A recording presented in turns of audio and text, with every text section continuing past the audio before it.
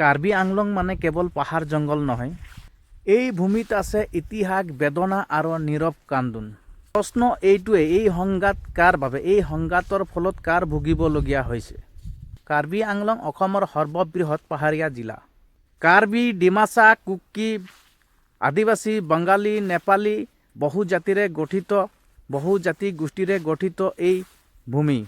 কাৰ্বি আংলং জিলাত সময়ে সময়ে জাতিগত, ৰাজনৈতিক আৰু ভূমি সম্পৰ্কীয় সংঘাত দেখা গৈছে।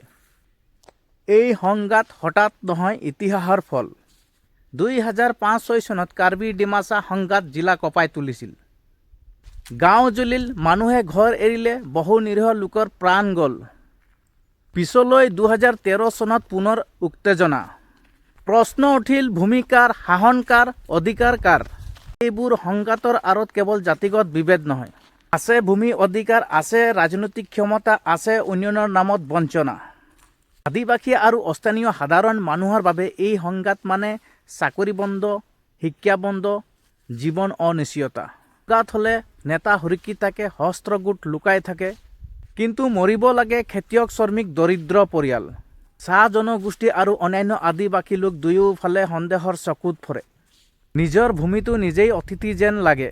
উন্নয়নৰ কথা কোৱা হ'ল, খনি পথ প্ৰকল্প, কিন্তু স্থানীয় মানুহ প্ৰশ্ন কৰে, এই উন্নয়ন কাৰ বাবে?